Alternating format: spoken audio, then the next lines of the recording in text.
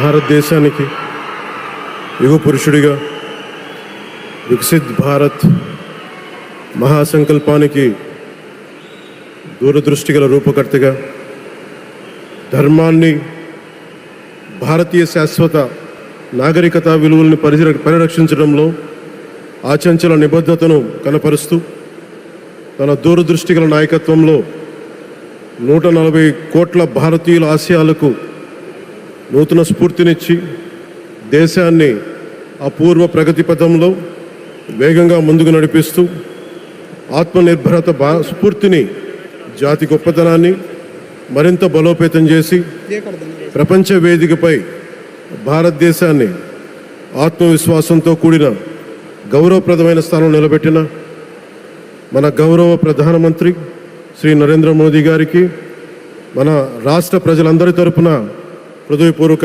అభినందనలు తెలియజేస్తున్నాను. వేదిక పైన ఆసీనులైన honourable governor of Andhra Pradesh Shri Abdul Nazeer గారికి, విజనరీ లీడర్ శ్రీ గౌరవ ముఖ్యమంత్రి శ్రీ నారా చంద్రబాబు నాయుడు గారికి, honourable union minister civil aviation Kinjarapu Rammohan Naidu గారికి, honourable governor of Goa Shri Pusapati Ashok Gajapathi Raju గారికి, గౌరవ కేంద్ర మంత్రి వర్యులందరికీ, సోదర సమానులు శ్రీ నారా లోకేష్ గారికి, ఈ కార్యక్రమానికి విచ్చేసిన గౌరవ మంత్రివర్యులు, పార్లమెంట్ సభ్యులు, శాసనమండలి సభ్యులు, శాసనసభ్యులు, విశిష్ట అతిథులు, ప్రజాప్రతినిధులు, ప్రభుత్వ అధికారులు, మీడియా మిత్రులకి అందరికీ, భారీ సంఖ్యలో విచ్చేసిన ప్రజలందరికీ, అలాగే ఈ వేడుకను వివిధ మాధ్యమాల ద్వారా వీక్షిస్తున్న ఆంధ్రప్రదేశ్ ప్రజలందరికీ, దేశ విదేశాల్లో ఉన్న భారతీయులందరికీ నా హృదయపూర్వక నమస్కారాలు తెలియజేస్తున్నాను. ఈ నేల బానిసగా ఉండదు, ఈ జాతి ఎవరికి తల వంచదని సవాల్ విసిరిన అసామాన్య విప్లవ వీరుడు అల్లూరి సీతారామరాజు గారు, ఆయన పేరు మన ఎయిర్పోర్ట్కి పెట్టడం చాలా చాలా స్ఫూర్తిదాయకం. As we dedicate this airport to the people, one thought comes to my mind. Alluri స్ఫూర్తి రెక్కలపై ప్రపంచాన్ని చేరే ఆంధ్రప్రదేశ్.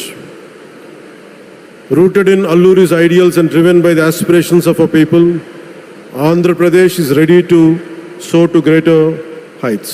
ఈరోజు మన గౌరవ ప్రధానమంత్రి నరేంద్ర మోదీ గారి చేతుల మీదుగా అల్లూరి సీతారామరాజు అంతర్జాతీయ విమానాశ్రయానికి, జాతికి దీనిని అంకితం చేయటం ఆంధ్రప్రదేశ్ అభివృద్ధి ప్రస్థానంలో ఒక నూతన అధ్యాయానికి నాంది పలుకుతుంది.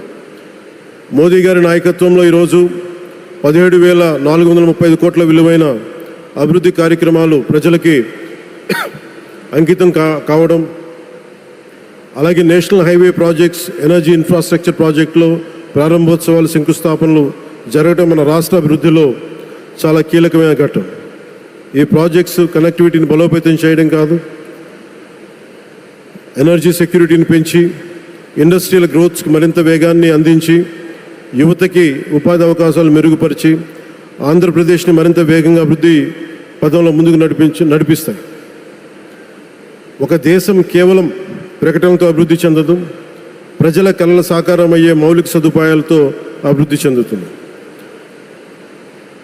So honourable Modiji, your vision of Viksit Bharat and Atmanirbhar Bharat is transforming the nation across every sector, from highways to railways, from ports to airports, from digital infrastructure to defense, manufacturing and renewable energy.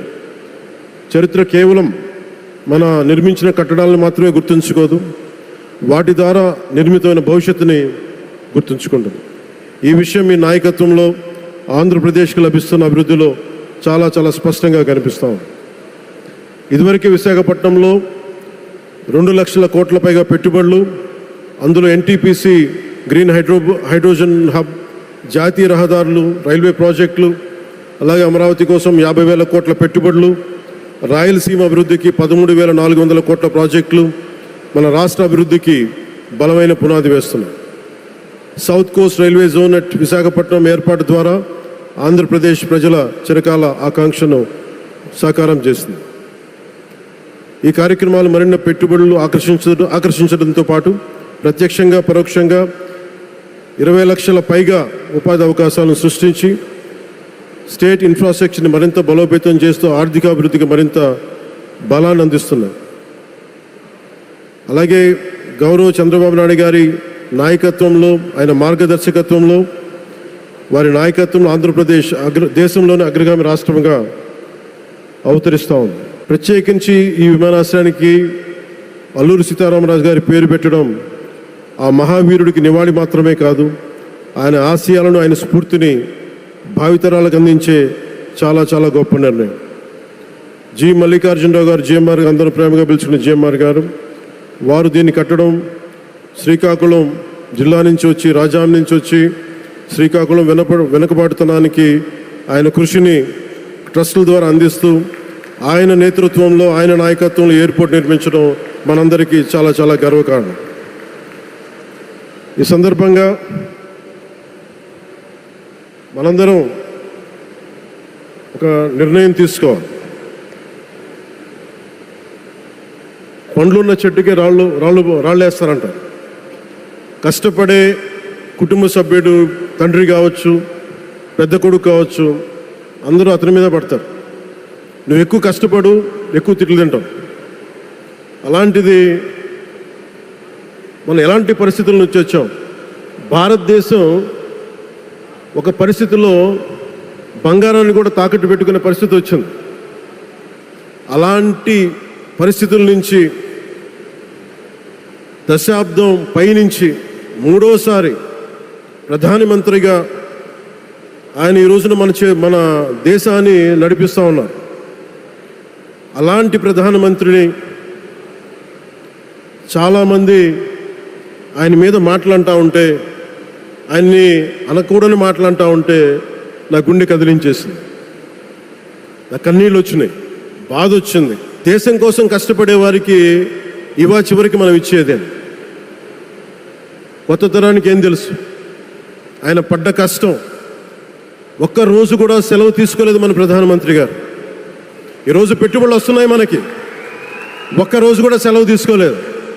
శత్రు దేశాలు, మన అభివృద్ధికి ఈర్ష్యపడే పశ్చిమ దేశాలు, వీటన్నిటినీ తట్టుకొని ఒకవైపు విదేశాల్లో ఉండే శత్రువులతో పోరాడాలి, దేశాన్ని అభివృద్ధి పదంలో తీసుకెళ్దామంటే అంతర్గత శత్రువులతో పోరాడాలి.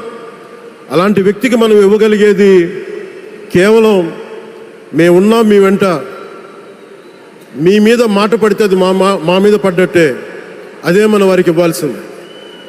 నిజంగా ఆయన జంతర్ మంత్రులు అన్ని మాట్లాడుతూ ఉంటే నేను ఈ రోజున ప్రధానమంత్రి గారికి ఒకటే ఇస్తున్నాను, మిమ్మల్ని కొట్టే నాయకుడు లేడు ఈ భారతదేశంలో, రాబోడు. కానీ మీరు పడ్డ శ్రమ, మీరు పడ్డ కష్టం ఎవరు తీసుకోలేరు. ఎన్ని బాధలు పడ్డా, ఎన్ని దెబ్బలు తిన్నా ఈరోజు మనం గర్వంగా చెప్పుకుంటున్నాం. మన ఉత్తరాంధ్రకి ఎయిర్పోర్ట్లు వచ్చినాయి, ఇన్ని లక్షల పెట్టుబడులు వచ్చింది ఆంధ్రప్రదేశ్కి. కానీ ఇవన్నీ తట్టుకొని చెయ్యాలి అంటే 144 కోట్ల తాలూకు ప్రజల ఆకాంక్షల్ని ఎంతోమంది వెనక్కి లాగుతున్నా, ఒకళ్ళు ముందుకు తీసుకెళ్లాలంటే ఎంతమంది తిడుతున్నా, విమర్శిస్తున్నా తీసుకెళ్తున్నారంటే ఒకే ఒక్క నాయకుడు ప్రధానమంత్రి శ్రీ నరేంద్ర మోదీ గారు. నేను ఎందుకు తపన పడ్డాను,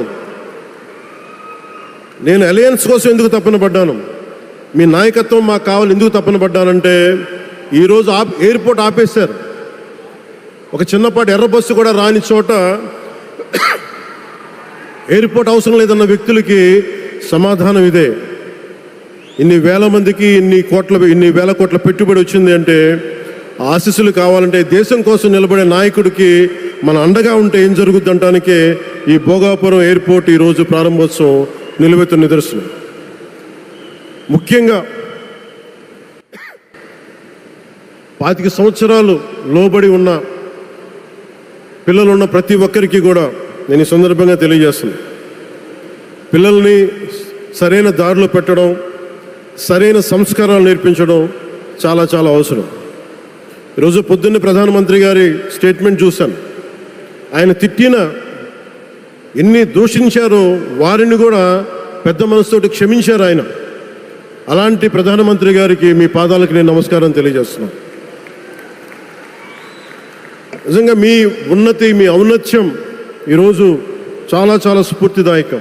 భారతదేశం మీ అందరికీ కూడా ప్రజలందరికీ కూడా, ఆంధ్రప్రదేశ్ ప్రజలందరికీ కూడా, దేశ ప్రజలందరికీ కూడా ఒక నాయకుడి కష్టాన్ని మనం వెంటనే గుర్తించలేం. ఆయన ఎంత తపన పడుతున్నారు. ఒక కుటుంబాన్ని నడపడం ఎంత కష్టపడుతున్నాం.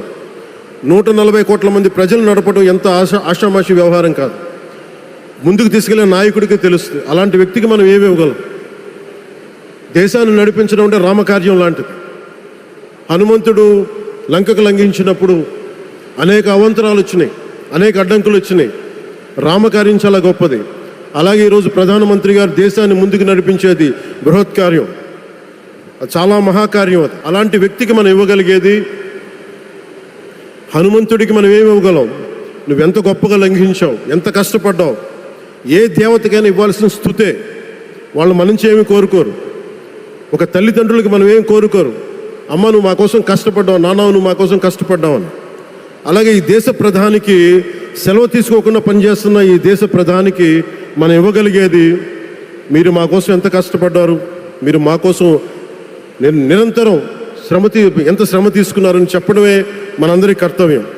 అలాంటి గౌరవ ప్రధానమంత్రి గారికి మనస్ఫూర్తిగా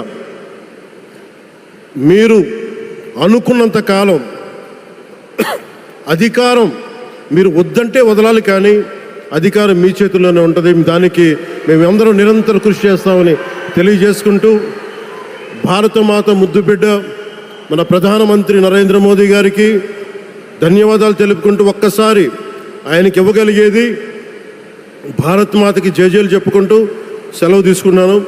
భారత్ మాతాకి. గౌరవ ప్రధానమంత్రి గారికి మరోమారు ధన్యవాదాలు తెలుపుకుంటూ, మీ ఆశీస్సులు మా అందరికీ కావాలి, రాష్ట్రానికి కావాలని తెలియజేసుకుని సెలవు తీసుకున్నాను. జై భారత్ అండ్ జై హింద్.